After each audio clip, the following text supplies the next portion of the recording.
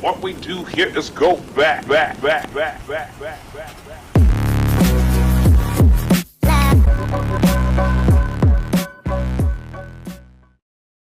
Food Fight was a 2012 American animated film that starred Charlie Sheen and Christopher Lloyd. Oh, and it's also regarded by many people as being the worst animated movie of all time. What people don't know about this film is that it was supposed to be released in the early 2000s. However, the film went horribly over budget as money was poured into things like actors, mascots for the film, and licensing real products for the movie's marketability potential. The original story was that the hard drives of the film, which contained hundreds of hours of animations for scenes, were stolen. This was presumably due to external stakeholders being fed up with the recklessness of the movie's overspending into its budget for the aforementioned meaningless things instead of using the money for the development of the actual movie and its animation. As much as Food Fight being stolen is the far more fascinating and romantic lost media story to go by, the real story turned out to be far less interesting. Everyone interested in lost media would much rather the original 2002 renders of the film to have been stolen, as that would have increased the chances of everyone being able to see it in its original form one day. But the chances of lost media fans alike ever seeing Food Fight became far less likely when the real story is cleared up. Rather than being stolen, Food Fight was deleted intentionally. This was probably due to the filmmakers' realization that they could never produce the film in its original and far better animation style, because of course it went over budget and the original animatics became of no use to them anymore. As many of you likely know, it was eventually produced and released utilizing the remainder of its budget by animating it with insufficient software. The result was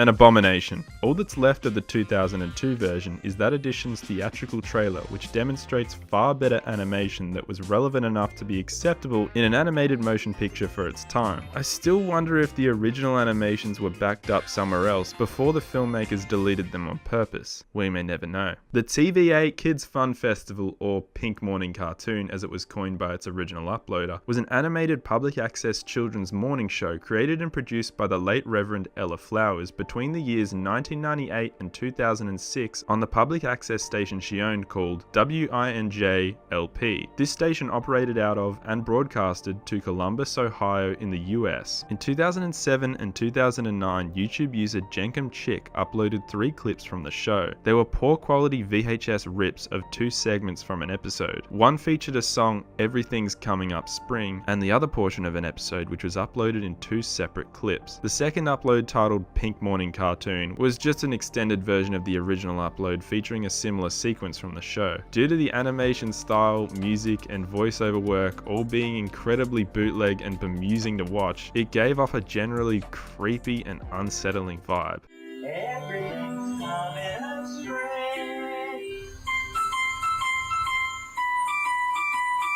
Everything's coming astray.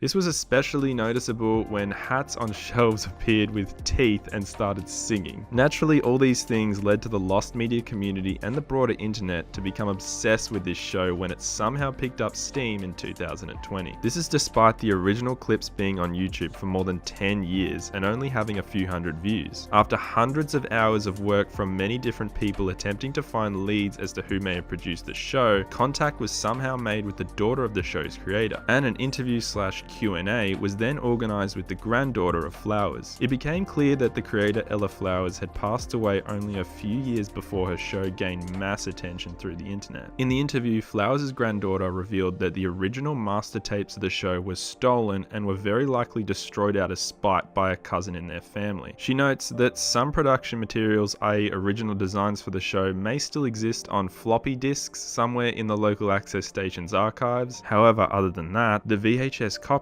were the only remnants of Pink Morning Cartoon's existence. So after all that still remains from the show are those original clips uploaded from 2007 and 2009. And in my opinion, those original master copy VHS tapes, which were stolen by that estranged cousin, are likely long gone. Slamfest 99 was a mock promotional wrestling event for Nintendo's new N64 game Super Smash Bros. That occurred on April 24th, 1999 at the MGM Grand Adventures theme park in Las Vegas, Nevada. The actual Nintendo wrestling match featured featured life-size costumes of Mario, Yoshi, Donkey Kong, and Pikachu actually wrestling in an actual ring as a fun means of promoting the new Super Smash Bros. Game. A good example of how lighthearted and fun this was supposed to be is the fact that the match was supposedly declared a draw at the end, with the announcer yelling, "Everybody wins!" after all 4 mascots had dragged the event on by essentially play fighting one another. The 17-minute event was live streamed, yes,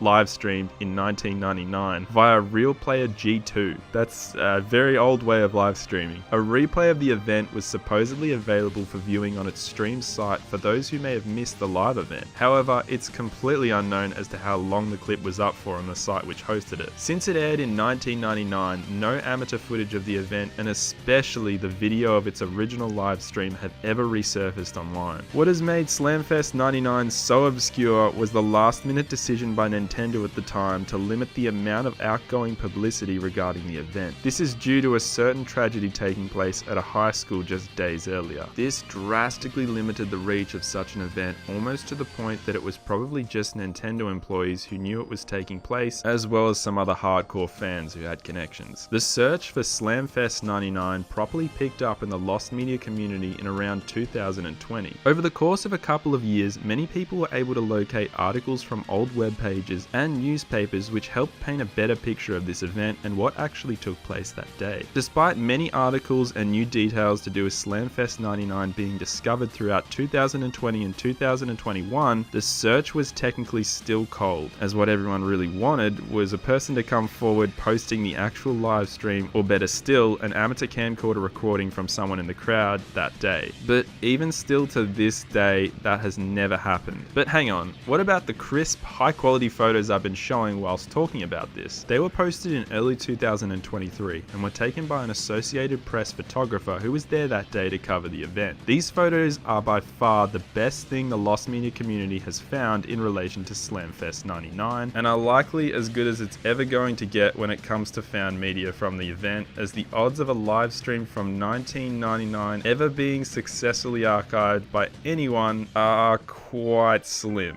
The ability to preserve footage shared through the internet just wasn't properly developed yet, even for a well-known video, let alone an obscure Nintendo stream. There you have it, guys. Thank you so much for watching. I'll be back very soon with another lost media video. I love doing the 3 different topics of really well-known lost media cases, and I also want to make a video talking about my own personal lost media, and that will be coming very soon. But until then, goodbye.